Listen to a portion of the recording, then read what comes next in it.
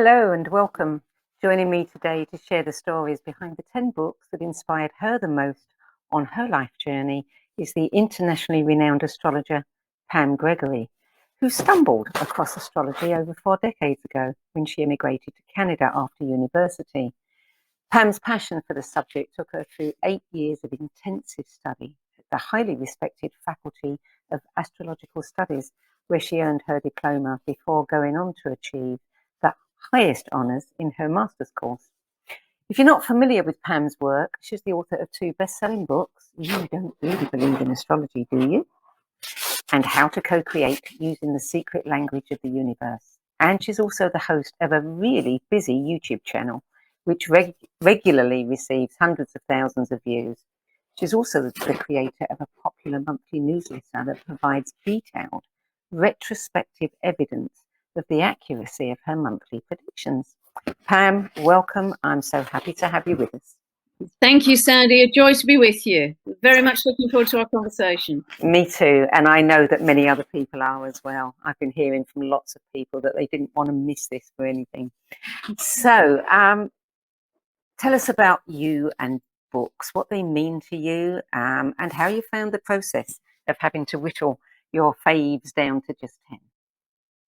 Yeah, that was an interesting journey in itself, actually. That took me on quite a deep dive. And it's quite interesting that the books I sent to you, I didn't realize until today when I was thinking about this interview, they've actually formed a process of thinking and development for me, which is, I just didn't realize when I was putting the list together. But as I mentioned just before we came on live, I wanted to sneak an 11th one in, or a first one in, if you like, because when I was 7, I used to go to the local library, and I remember getting a book out called, it was something very simple called Time. I can't remember the author, it was decades ago, but it was the naughtiest thing I ever did. I just never took the book back to the library. I must have read it 40 times. And anybody who knows their astrology knows at the age of 7, you have your first Saturn square, which is connected to time, linear time, chronological time. And I was just kind of obsessed about what is time. And these are quite kind of big, deep thoughts for a little girl at the age of 7. But I still have those thoughts, decades later. I haven't entirely solved that problem because, as many of you will know, when you're working as an astrologer, getting the precise birth time is absolutely vital to get the whole chart working well. If the birth time isn't right, nothing is right. Wrong information in, wrong information out. So the linear chronological birth time to the minute, ideally, is what is required. And yet we know that beyond 3D, there is no time. Certainly in 5D, there's no time. So what does that mean for astrology? Does that mean that astrology disintegrates when we go beyond 3D and I can retire happily? What does that mean? So that question is still kind of rolling around my head all these decades later, but the concept of time and also the concept of what is our reality and how do we form our reality, they have been huge questions in my quest through astrology, actually. Yeah, me too. Do you still have that book? No, sadly, I changed country, moved house lots of times, so somehow it got lost along. I wish I did, because it was so well written and so deeply scientifically evidenced as well, for what it was saying. So maybe it's just as well. Clear just imagine the library finds. Yeah, I'd be in very big trouble, wouldn't I? You would indeed. You would indeed. Yeah. And I wonder too, on other planets, if we're born on another planet, do they have astrology? There's never anyone to ask that we know of, but maybe that will happen soon. And of course, they would have different qualities of time. It wouldn't be clock time as we know it. So, this starts to kind of fall out of your ears. It starts to get into very big questions of the nature, not only of our Earth, but of the entire galaxy and beyond to other galaxies. I mean, these are really good and very big questions. Yeah. Fascinating ones. Yeah. Okay, so let's talk about your list. And I'll tell you something about your list that I noticed straight away. There's not one astrology book in there. That's true, actually. Yeah. How strange is that?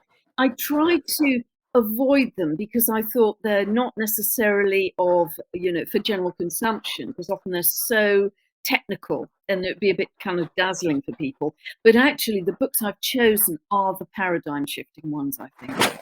Absolutely. That's another thing. Every single one of those books is a landmark book. It really, is a game changer. And it's interesting tracking them through time. First this one and then that one and then that one. And anybody who likes to have their perceptions shifted, you can track the books that did exactly and that's that. what I felt today looking back through them, because that's not necessarily the order in which they were written, but the order in which I came across them and read them myself. And so that was my development process, if you like. So I always smile when I find somebody's list echoes, my own list. I can't do 10. I just can't. So I don't want anyone ever to ask me to do it. Mine's more like 1,000, I would think. But some of the classics, the ones that really pushed me, your number one, just an amazing book, legendary, groundbreaking, about the supernatural. And of course, it's Supernature by Lyall Watson, published in 1973.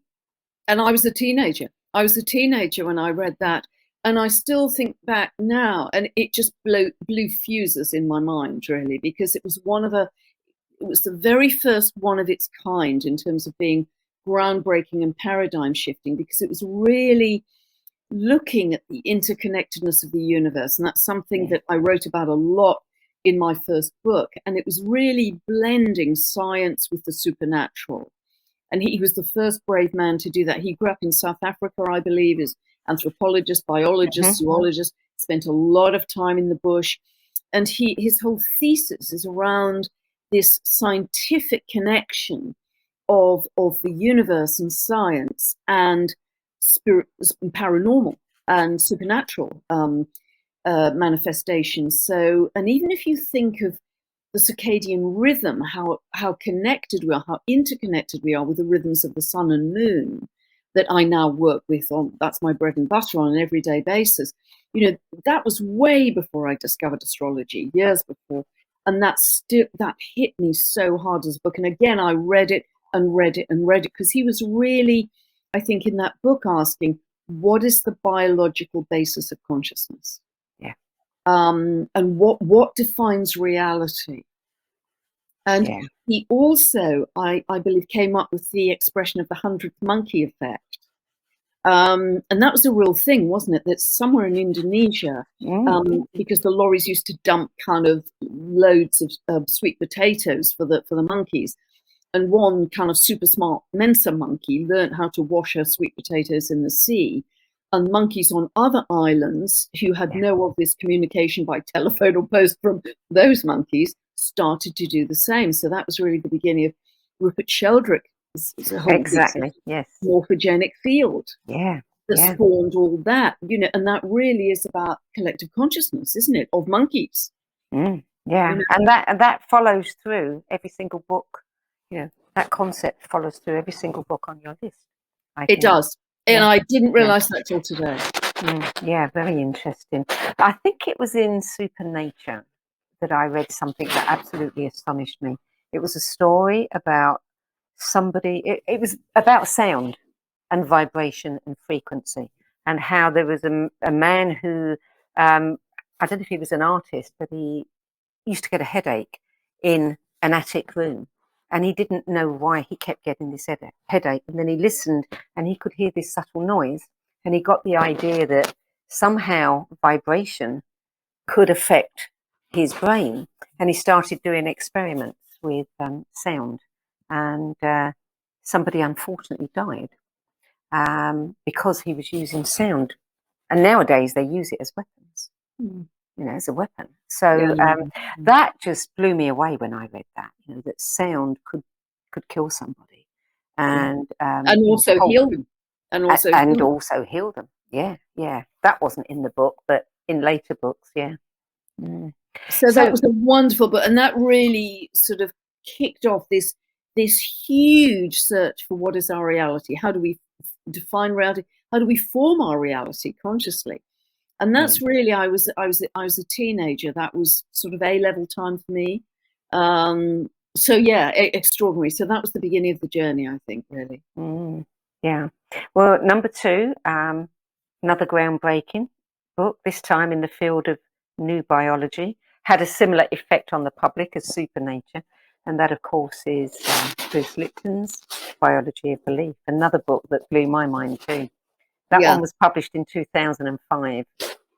And again, as you say, Sandie, absolutely, groundbreaking, paradigm shifting, because I believe he was the professor of genetics at Wisconsin University. So he was teaching genetics within the university. And he had this kind of epiphany, really staring at a petri dish, because he used to work with cells in petri dishes. And what he wanted to discover was what determined the health of the cells. And the old thinking was it is your genes that determine the health of your cells. This is passed down through your family. You are a victim to your genes. There's absolutely nothing you can do to change them. If cancer runs in your family, you have a probability of developing cancer. And he had this epiphany, and he developed the term epigenetics, which means above genetics, as you know, that it was not the genes themselves, but the perception of the environment that created the health of the cell. And that was just, wow, fireworks going off for him. And he was really excommunicated from his community. He'd try and lecture on epigenetics. People would just walk out of the lecture theatre.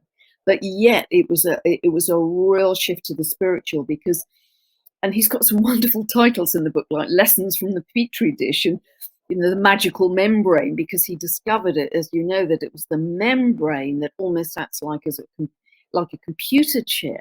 Yeah. That it depends on the perception of our experiences. This kind of links in with a lecture I heard from Deepak Chopra some years ago. He was saying, if you're on a Big Dipper, there are those people who are going to be absolutely terrified, and they will generate a lot of cortisol in their blood because they're terrified, and that will deplete the immune system. However, if somebody is just thrilled by it, they absolutely love being on the Big Dipper, that same experience will produce much higher levels of, I think it's called immunoglobulin, which boosts the immune system. It attacks cancer cells. So that same experience, but the different perceptions of it will determine the health of the cells and obviously the health of the body. So this was absolutely paradigm shattering at the time. And, he went through a massive change in life. And he said, your whole world can change depending on your perception. Your entire consciousness can change depending on your perception and your thoughts. And he saw the universe again as holistic. The planets, the stars, the earth, us, plants, animals, everything was part of the same organism, the whole theory of Gaia. He suddenly thought not in terms of pieces of old medicine, but in terms of a holographic whole, really, a sort of vibrating energy cosmos. And so really this, if I look at my list, although there were many, many years apart, that was another step forward from Supernature, really. Yeah, absolutely. One of the things that struck me about that book was his chapters on parents as genetic engineers. That was definitely eye-opening, and it really made me think about what we do as parents, what we don't know we're doing as parents. And he used to travel, I think, with Site K.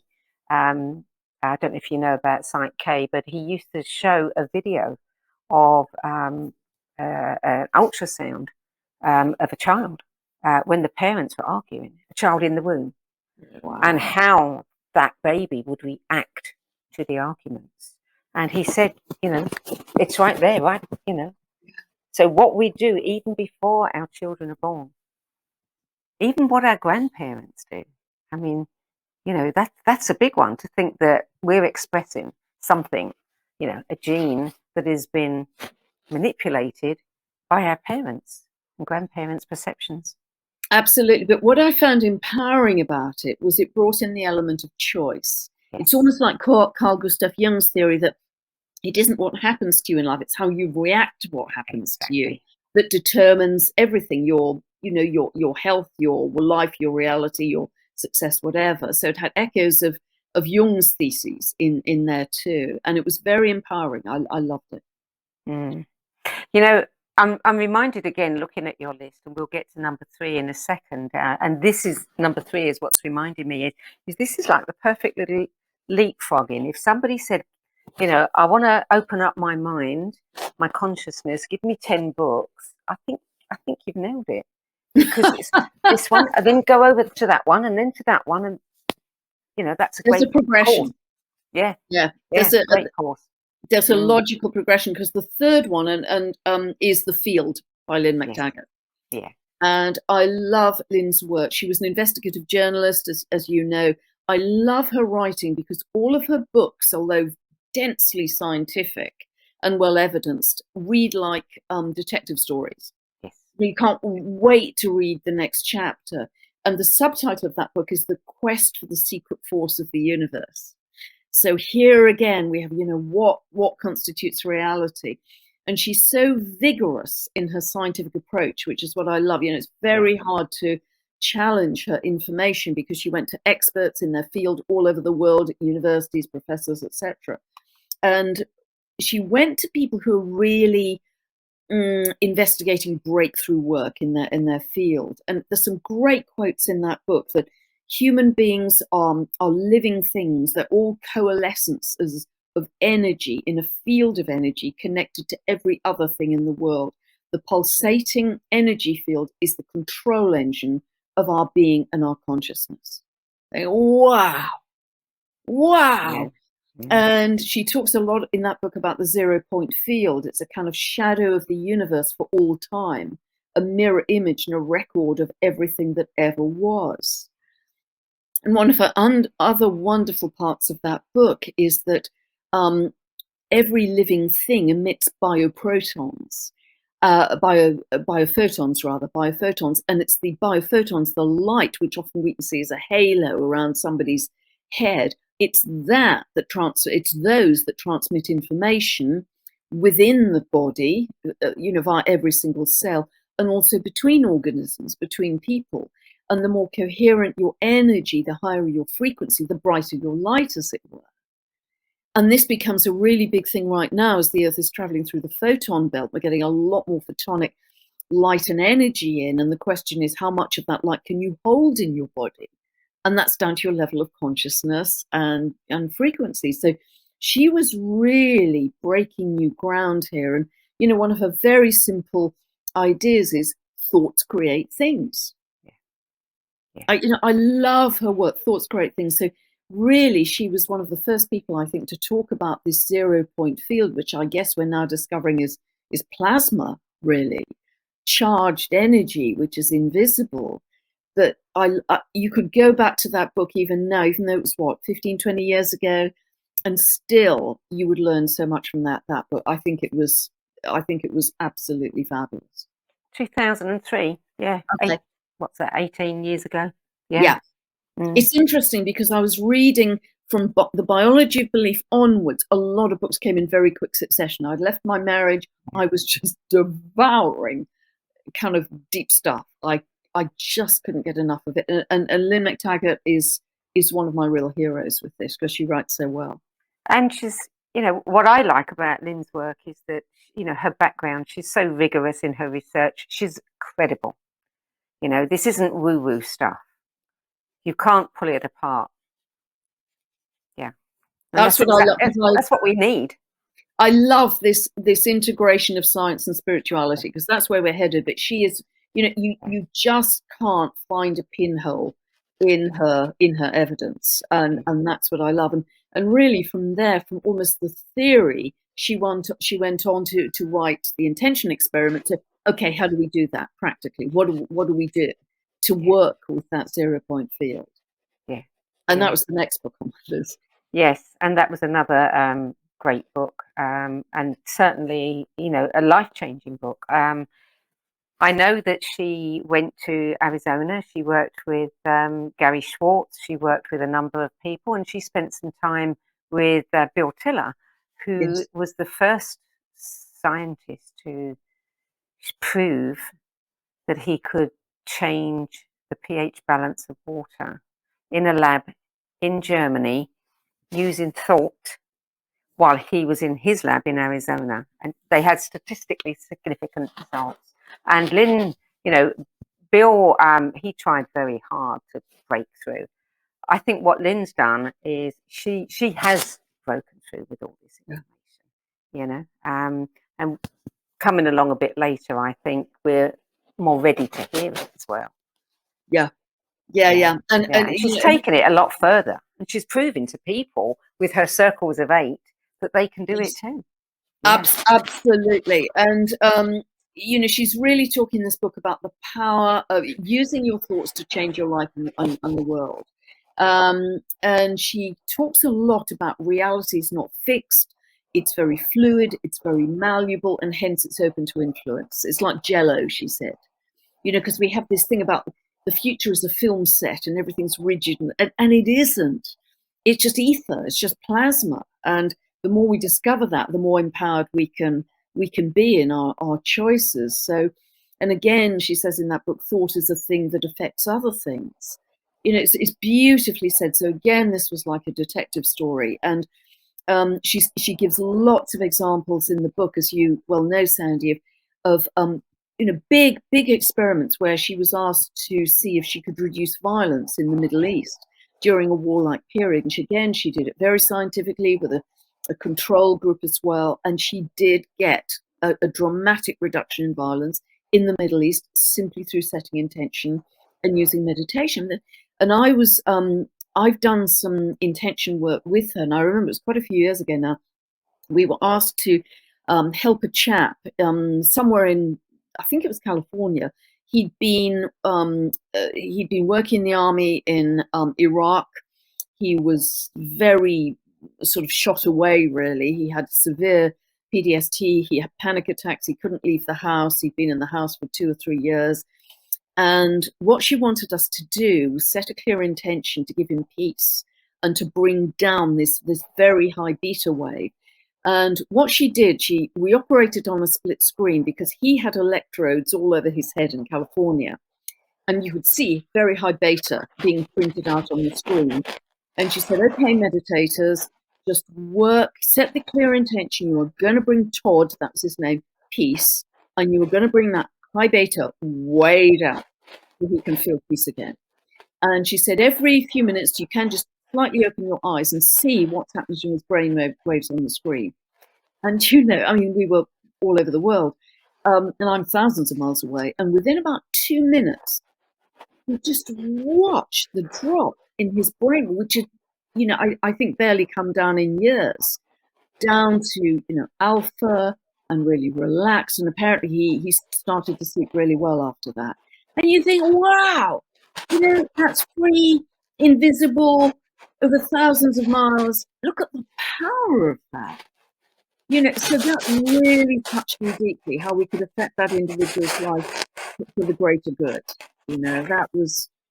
There's a little paradox there. How do you reconcile? I mean, my astrology teacher used to tell me the stars impel, they do not compel. You know, we have free will. It's up to us if we're going to... But if you're doing somebody's chart and you see that, you know, these aspects are going to occur and this is the likelihood, but they decide to think differently, they will change it. If that doesn't show up in the astrology. Totally, absolutely. Thank you for saying that, Sandie, because something I've said consistently in my work and in my books is the birth chart gives you the pattern, the unique pattern for this lifetime. It's like a unique sheet of music for you. Never be repeated in history again. That's why everybody's special. But it does not determine how you play the music. That's down to our level of consciousness. We can play it on a rusty old box. We can play it with the London Philharmonic. Play it magnificently. So that's where our free will and the latitude of choice comes in terms of how we play the music. So he didn't have to be so extremely stressed. Because again, if we go back to what we've just been talking about with the other books, if you apply this feeling of empowerment to your experience, you could look back on that and say, I haven't been a victim, although those situations in Iraq must have been horrific. I survived it. I'm a goddamn hero. I'm amazed. I've triumphed over that. And the facts and the experience stay the same, but you turn the whole meaning around. And then you're much less likely to suffer from the stress because you can pat yourself on the back and say, hey, I'm still here. I triumphed. You know, I can really look back and be proud of that element of my life because I believed I was fighting for freedom. We must have a whole different political, view about that now. But, for the individual, that might have been very helpful. Yeah. And just by changing the thought and changing the attitude, then you're changing the chemistry. Totally. You change the meaning, you change the chemistry, you change the health, you change the experience. Yeah. That's where this stuff becomes so empowering. That's why I love it. Yeah. We need to remember what powerful beings we are. Yeah. Yeah. I think we're just on the edge of discovering that, actually. I think so too. Yeah. So book number 5, another one that just, turned things on its head. Molecules of Emotion, The Science Behind Mind-Body Medicine by Candace Pert, 1999. That was published. All at about the same time. She was a absolute powerhouse, this wonderful, brave lady. And I think she might have even won a Nobel Prize for this work, because again, it was groundbreaking. She was an exceptional molecular biologist, quite brilliant, and she really established a new science with this book of psychoneuroimmunology. The linking of the mind and the body. And what she discovered is that every single emotion we feel, love, joy, compassion, hate, anger, jealousy, every very specific emotion has a very specific neuropeptide that goes with it, links with it, that our bodies produce. If we're feeling super, super angry, we will always produce this very specific neuropeptide. And she talks about cascades of neuropeptides, because what happens is we're totally unaware of it, but we become chemically addicted to that particular neuropeptide. And it becomes stronger and stronger and stronger in our system. So what may have occurred as one incident that made you angry at one point in your life, because you can't get over it, you just become an angrier person, because it's a chemical addiction. And so for her to see that from the point of view of biology was remarkable. And it was like she was really saying the body is a printout of consciousness. The body is your unconscious mind, written into medicine, as it were. And she coined a new phrase called the bio-mind, where mind and body are really one unit, which of course they are. And she wrote it as a thriller novel. I mean, it's quite small type and long. I just couldn't put it down. I was absolutely exhilarated by it. And I think she discovered this when she'd had a riding accident. She was put on morphine in the hospital, and the morphine really helped ease her pain. As a microbiologist, she was saying, well, in order for this to ease my pain, I must have cell receptors to receive the morphine. Well, if I've got cell receptors in my body, that must mean my own body can produce morphine. So that means my body is a pharmacy. So that's how you keep that chocolate. And this is boom, isn't it? So I adored that book, and it also suggested why sometimes it can be so hard for us to change. We can be so unconsciously resistant to change, because it's actually a chemical addiction to the negative thinking. Yeah. What is the pharmacy, and our thoughts are the pharmacist? Yeah. Are you ever, when you come across a book like this that really impacts you, are you tempted to do that person's chart just to know more about them and how they came to be doing what they're doing? Yes, sometimes. Usually I don't know the data, and if they've passed on, which Candace Pert had by then, it would be even very hard to get the data. Frankly, I'm so busy, I don't have time to fit any more in. But yes, sometimes it does, but normally I don't have it. And the time, as we've said earlier, is so crucial to get the exact chart. But that was another paradigm. Whenever there's a paradigm shifting book, it's like I'm blowing fuses in my brain. I'm opening up something else that hasn't hasn't been opened before. You know, wow, you know, that's another piece of the puzzle in this. Yeah, yeah. Number 6, breaking the habit of being yourself. How to lose your mind and create a new one. Dr. Joe Dispenza. That's more recent, 2012.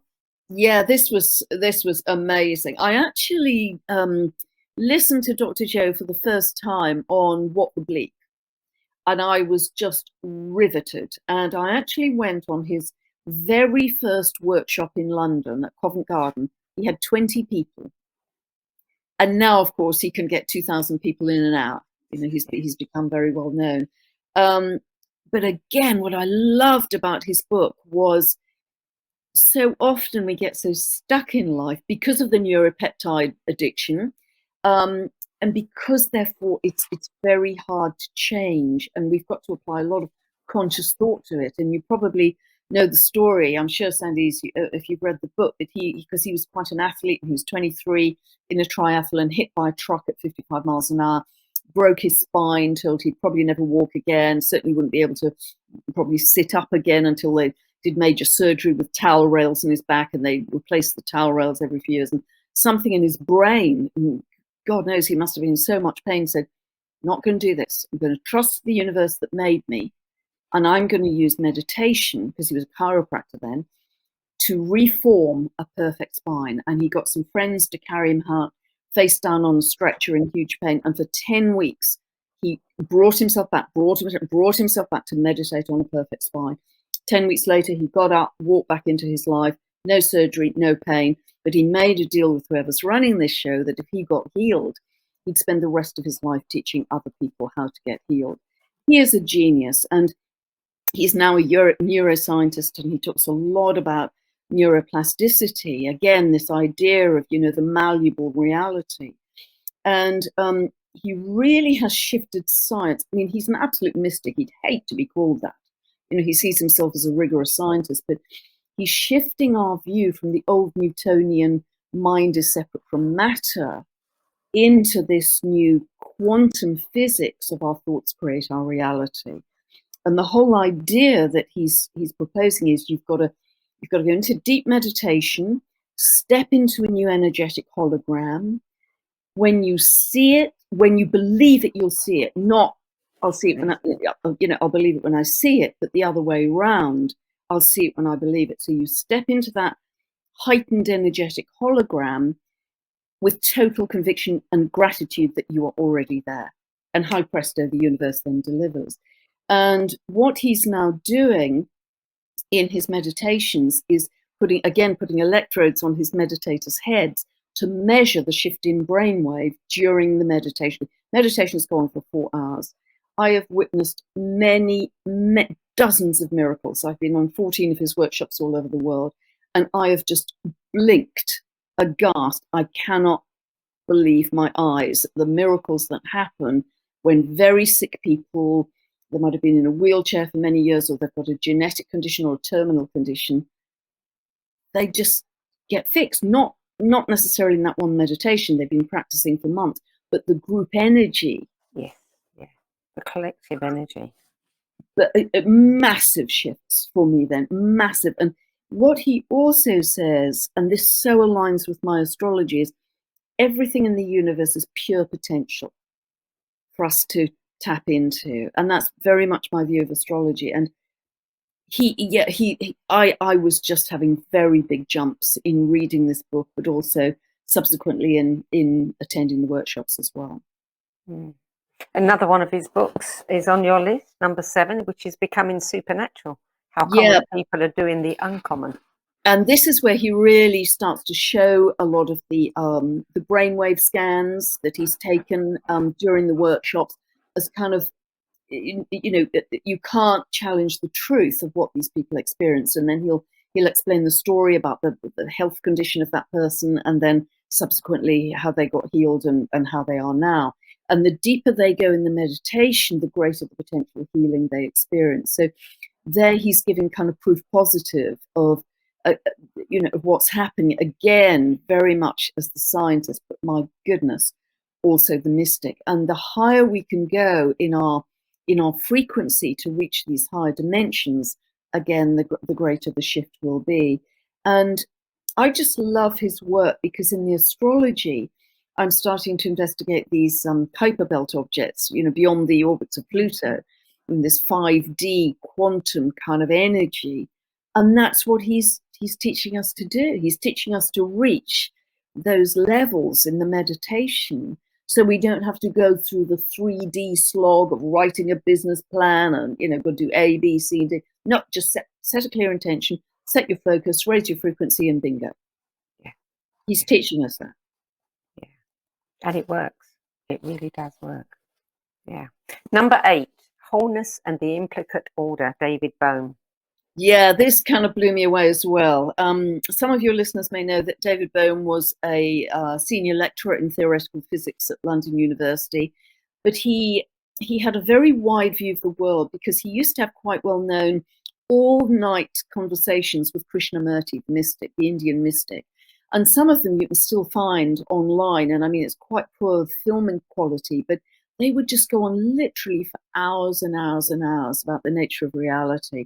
And his work really ignited me and gave me some ideas for my very first book, because again, it was kind of blowing gaskets in my brain, thinking, wow, because he was trying to understand the nature of reality, and he saw, like Dr. Bruce Lipton, and I guess like Lynne McTaggart and Dr. Joe, the totality of existence as an unbroken whole. As a hologram, and in which we are all connected. And he talked about this universal order of undivided wholeness. And he said that what we think is empty space is actually an immense background of energy, which now I guess we'll call plasma, but he didn't have that term at that point. But he talked a lot about there's a deeper order of existence. It's a more fundamental level of reality from which our tangible reality is formed. And this is a quote. He said, there's an implicate order and there's an infinite sea of energy, and this then unfolds to form time, space, and matter. So, and I got very inspired because this is very aligned to Plato's theory of sort of divine intelligence, which then drops down into human consciousness, which then drops down via our individual consciousness into our individual realities. And so there's a much higher level of being, of pure potentiality, which usually in our rough and tumble of day-to-day life we're not aware of. But what he talked about in one particular idea to explain this, he said it's like if you put a drop of ink in a jar of glycerin, and then you stir in that drop of ink. The drop of ink becomes invisible, but it's still there. It hasn't disappeared, but we can't perceive it in the kind of overall mass of our day-to-day life. And that's how astrology works, really. We go through, you know, the randomness, that we just try and survive our days of paying the bills, putting food, you know, doing our job. But actually, there's they're pillars of meaning astrologically that underpin our reality, that is at the heart of the bread and butter of what I do day to day. Because I can strip away the events of the life and say, these are the pillars of meaning that we're operating at that time in your life. And so the perception of this higher or deeper order of existence, you know, I don't know where my head was at, because it was kind of way out there. And I was getting a lot of downloads and insights really for my first book. A lot of my first book, I think, was inspired by him. Interesting. I'm going to come back to that. I've got something to say about that, but we'll wait until we finish the other 2 books. So okay. Number 9, The Holographic Universe, Michael Talbot, 1991. Yeah, and this was taking really David Bohm's work another step further, because he was looking at the, you know, holographic universe as representing divine intelligence, and he was digging into it really, looking at again how the paranormal and the supernatural was linking into science and trying to tie the two together. And he really felt that we are on Earth to go beyond the limits of 3D reality and ascend to higher levels of being. And he talks at the end of the book about returning to dream time, like the Aboriginal prophecies of returning to dream time. And one of the dwarf planets that I'm looking at the moment is called Altjira, and that is based on the Aboriginal myths, and it's called the Big Dreaming. It's linked to the Big Dreaming. And so, you know, again, this is quite beautiful because it takes us out to those higher realms of dream, imagine, envisage, and you'll pull it into your manifestation. So I absolutely love that book because it just took all of the thinking another step forwards. And then there's book number 10, which is completely different. It is. Oprah Winfrey said about this one that it's a reminder of what courage looks like in the worst of times, and that we all have the ability to pay attention to what we've lost or to pay attention to what we still have. I've never come across this book before, but having read a little bit about it, now I'm going to read the book. So tell us about it. It's the choice, embrace the possible. It is absolutely gripping. And it seems like it's a discontinuity from the others. But actually, when I explain a bit, I think it's kind of the cherry on top, as it were. This is an autobiography by a wonderful lady called, she's now Dr. Edith Eger. I think she's in her 90s. And it's the true story of, she was a Hungarian Jewess, and she was kidnapped with the rest of her family and taken off to Auschwitz in 1944. She writes magnificently. I mean, I read that book in one sitting. You can't, you know, there are no laughs in it. There's no tinkly bits. There's no light relief. It is grimmer than grim. And on day one in Auschwitz, both her parents were gassed. She and her sister Magda managed to survive through utter hell, and she describes a lot of the detail of, and I won't go into that because it's just, way too ghastly. And she ended up in Birkenau, and was one of the very, very few people who survived. She was pulled out of a pile of dead bodies by a British soldier, and then went on to become a psychotherapist. But the positivity in that book, I mean, there's no moment of finger pointing or blame or how dare you or victimhood, not an ounce of it. Her resilience, her strength of spirit, it just radiates through. And it's really quite like Man's Search for Meaning, Viktor Frankl. And I was deeply moved by that book, partly because in current times, it kind of echoed of what happens when a society, when an element of society is marginalized.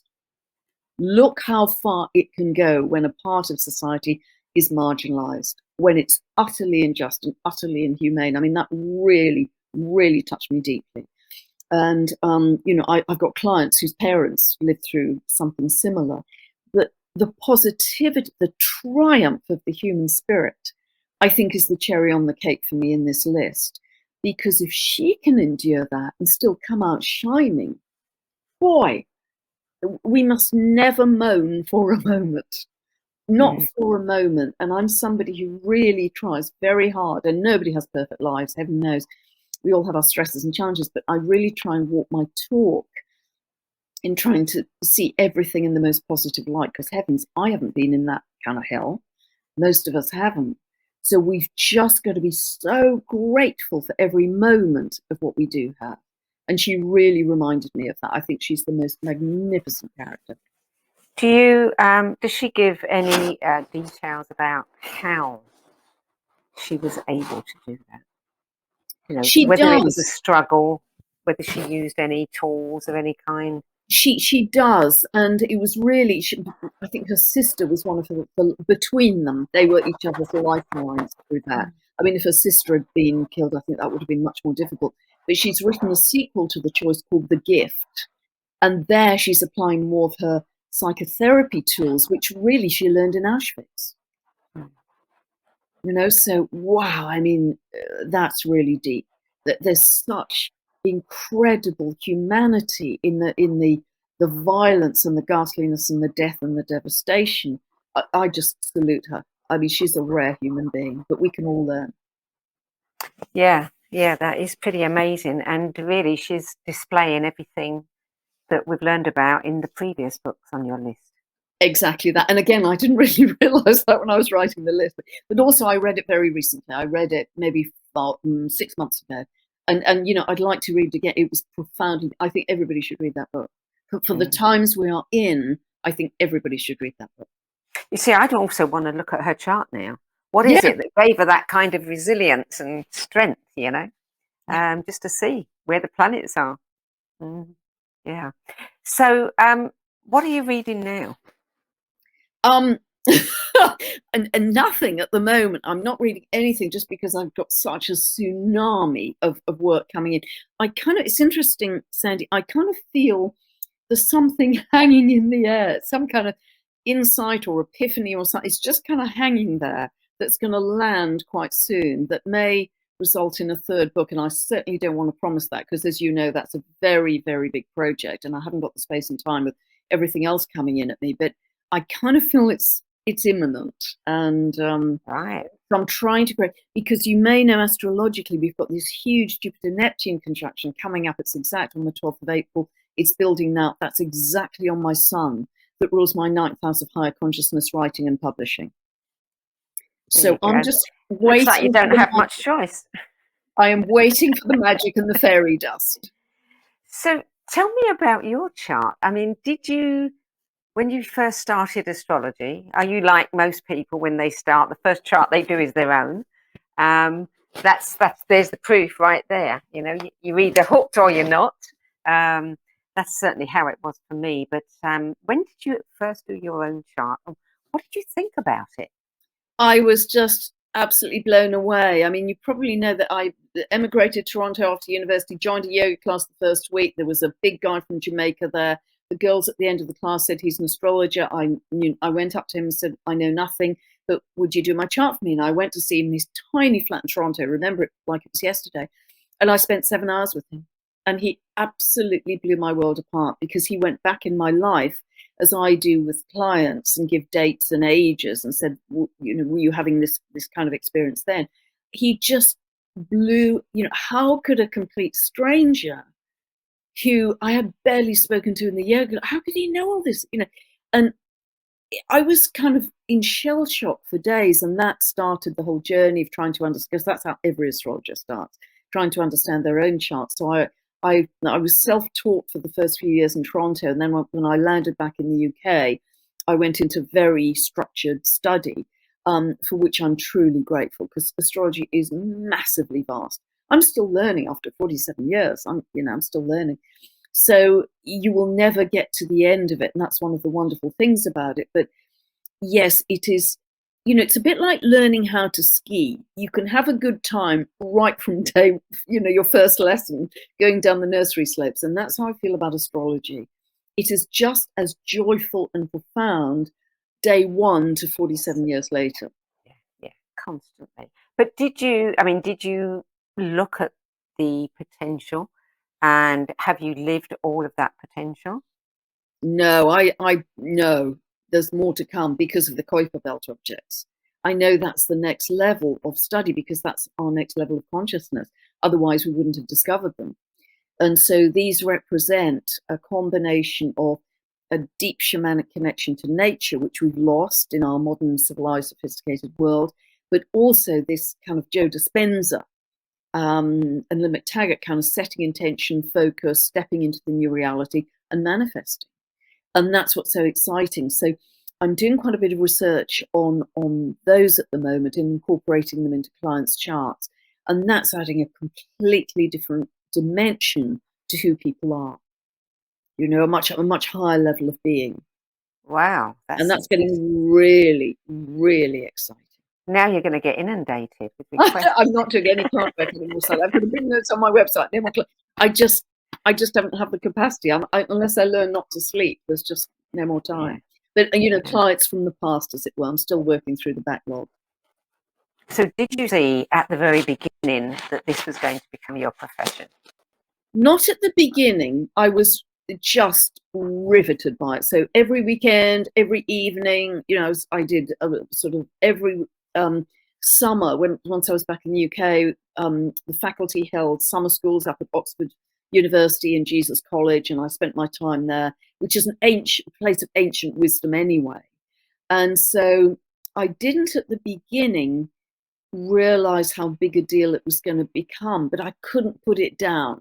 It was just compulsive. And over the years, I've learnt that I've done this more than once. This is not my first time as an astrologer. This goes way back, and I have a pretty good sense of who I was several thousand years ago. I've got a very good sense who I was sort of 1500s. I can be very specific about who I was then. And that's been pretty mind-blowing. So I know the dance goes on, the pattern of boots.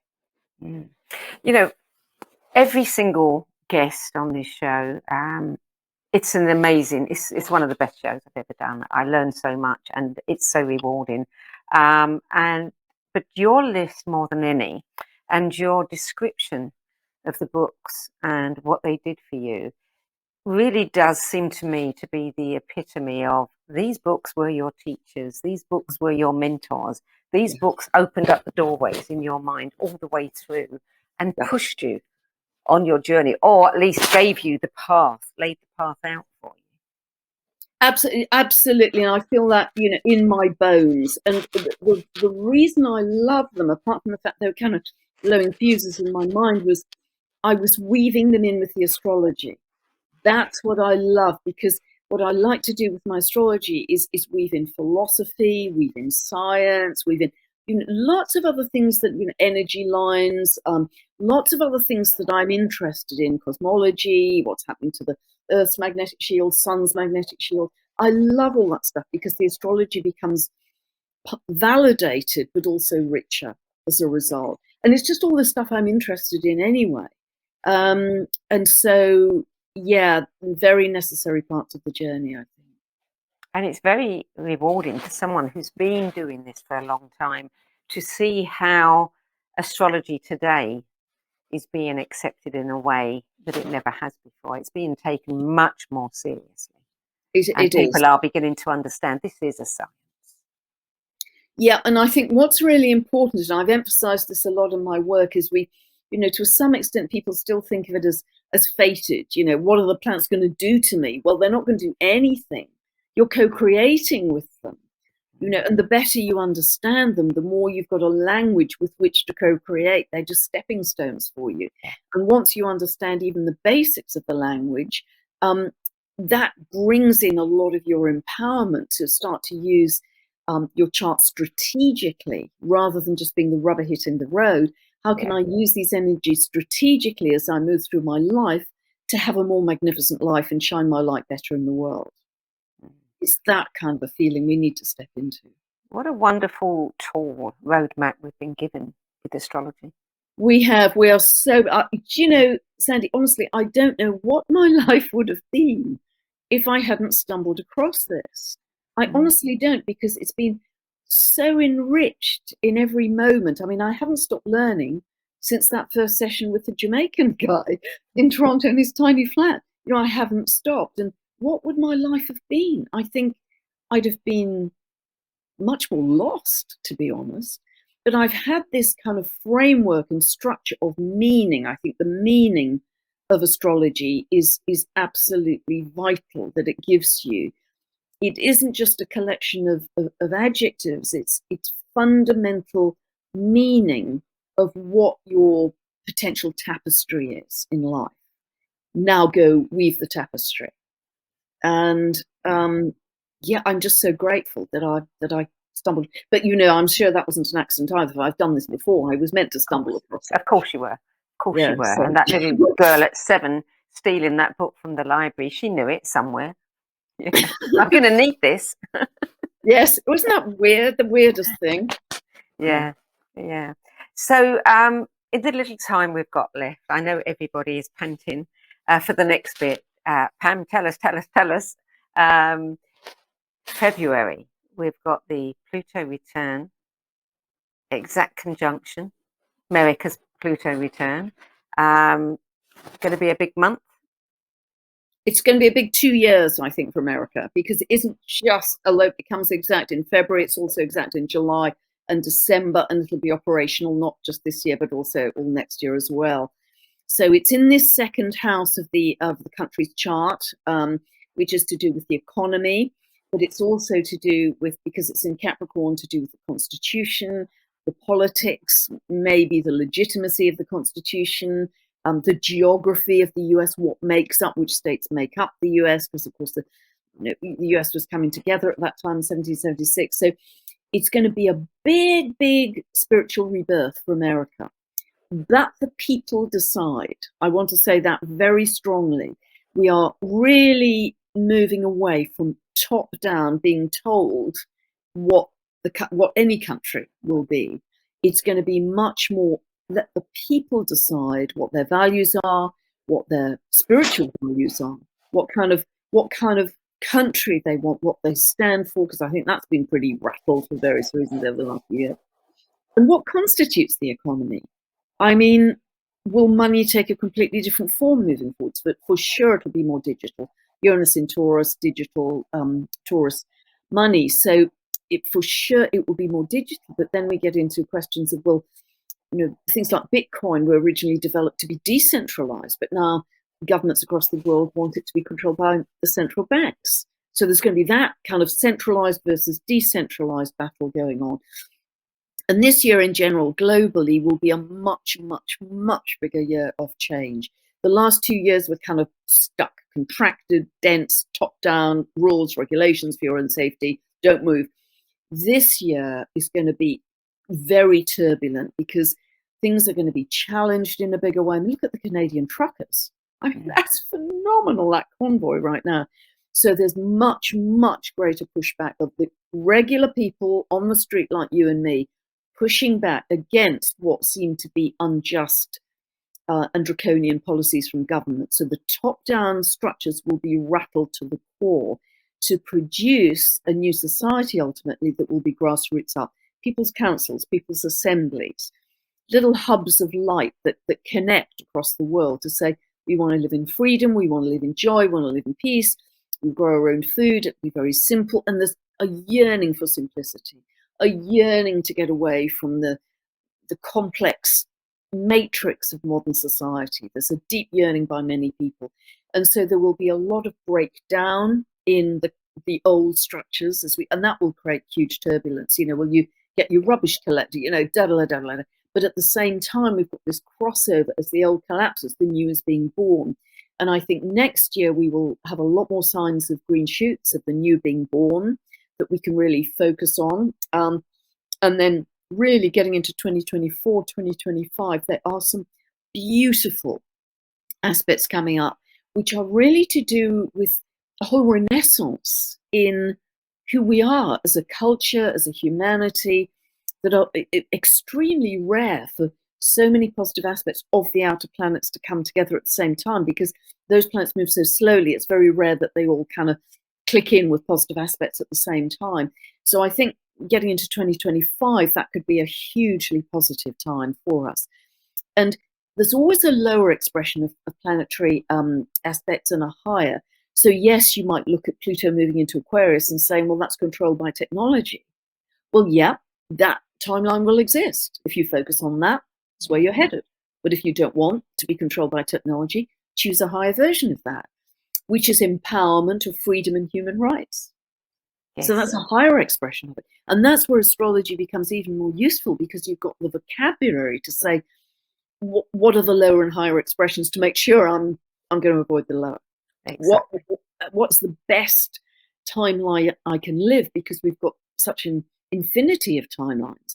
Where if you watch the mainstream news, you're kind of galvanized into think there's only one. And that's not true. There are multiple timelines. So we choose what we want to live.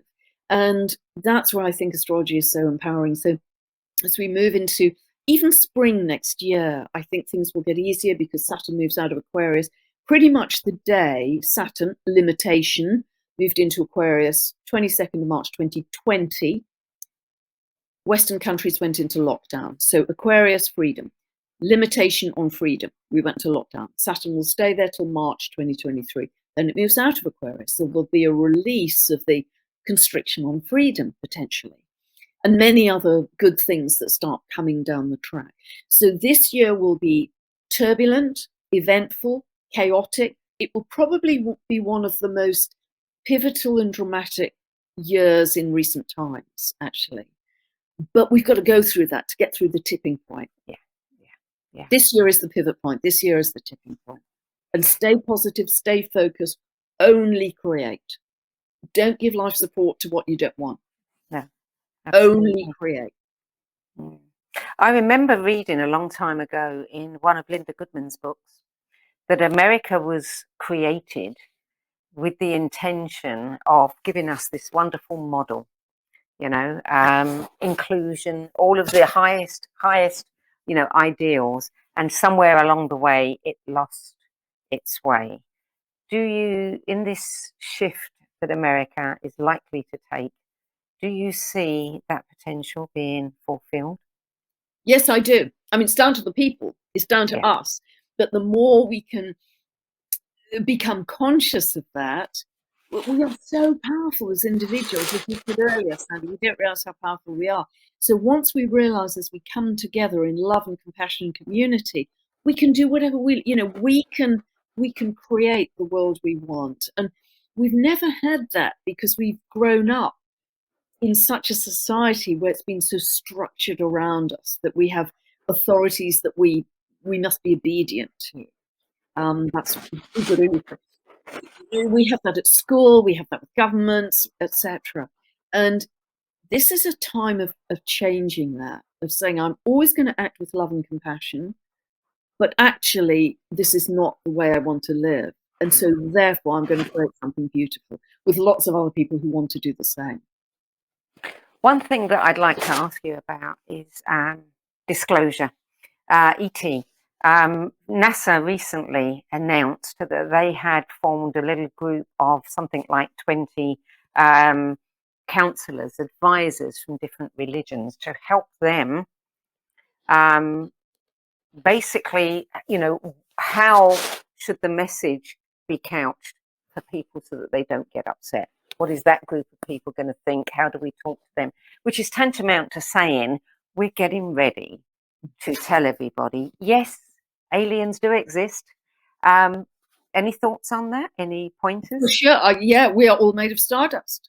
You know, we've all come from outer galaxies, every single one of us. Even even Professor Brian Cox says that as a cosmologist. So, you know, that's undeniable. We are not all just Earth-based. We've come from somewhere else, all of us. So, and you'll be aware of many, many people that you know and I know. I mean, Bracker Goldsmith, that channel galactic beings, channel the Pleiadians or the Sirians or the Andromedans or the Arcturians. This is becoming almost commonplace now. And I'm hearing from a lot of people who write to me that disclosure of galactic presence is imminent.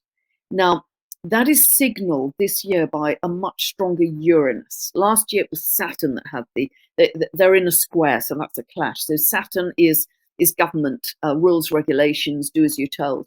Uranus is the foreigner, the maverick, the galactic, the outsider. Uranus is much more prominent this year. And there are various peaks where Uranus really comes into focus. And at any one of those times, we could see galactics around us. I mean, I'm hearing from people I trust that they are, they're just hovering right there and kind of pretty imminent. I've had no direct experience of that, but many people I know and trust and honor have had that experience. So how amazing would that be? How amazing. I mean, talking about blowing fuses, do we step into our galactic citizenry or remembrance at that point? I mean, wow, bring it on. Bring it on. Bring it on. All for it. That's what we came here for, isn't it? The experience. Absolutely. And what a bigger perspective we would have on our world at that point. Yeah. Pam, we're almost out of time now. I know that you are a great advocate for helping people to learn how to do astrology themselves. And I know that you have a number of things available on your website. Would you tell us about them? Yes, I've got several teaching videos. It's on the products page of my website, pamgregory.com or thenextstep.uk.com. On the products page, and you'll see them there. And the best one to start with to get a basic orientation in your chart is I've got a 2-part tutorial video series. And if you know nothing, if you're starting from zero, that's a really good one to start with. And then you can build with the other teaching videos from that point. But that starts people on the astrological journey. It's very simple, but it's incredibly comprehensive. I cover simply a lot of ground in those 2 videos. And so that will enable you to understand the meaning for your own life with every update I ever do. And boy, that will get you rolling. So that will be quite exciting for you. Yeah, and you can also do that for everyone else in your life. Indeed. And then encourage them to do it for themselves. Absolutely. A great believer in empowerment. Yes, yeah. Pam Gregory, it's always a delight to talk with you. Thank you so much for taking the time to be with us. It's been an absolute joy, Sandie. I've loved the conversation, actually. It's been really, really, really joyful. Thank you so much for the opportunity. Oh, you're welcome. And thank you for adding your 10 best spiritual books to the No BS Spiritual Book Club's library of recommendations. And you can read Pam's monthly astrological updates on her website, pamgregory.com, or the next step or next steps. Nextstep.uk.com. Okay. And I highly recommend you subscribe to her YouTube channel. YouTube's going up all the time throughout the month. So, yeah, I think it's on everybody's speed dial. No pressure then. No pressure, no pressure. Thank you. Just carry on doing what you're doing. We love it.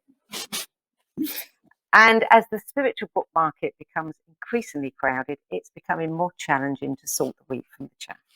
That's why we launched the No BS Spiritual Book Club, so that if you're looking for recommendations from authors, teachers, speakers, and others who've walked the path before you, you can go there and you can find out what books help them the most on their life journey. And there's a whole library full of them to read. So you can also go to the NoBSSpiritualBookClub.com, where you can view previous episodes in this series, and you can add your name to the Save My Space list to get last-minute reminders of future live streaming episodes. And finally, if you have a book in you but don't know how to start getting it out of your head and into the hands of those who are waiting to read it, visit my website, sedgbeer.com, click on the Work With Me tab, find out how my experience helping others tell their stories might be what you've been looking for. That brings us to the end of this week's show. I'm Sandie Sedgbeer, and I'll be back again at the same time next week with another 10 Best Spiritual Books interview. Till then, it's goodbye from me.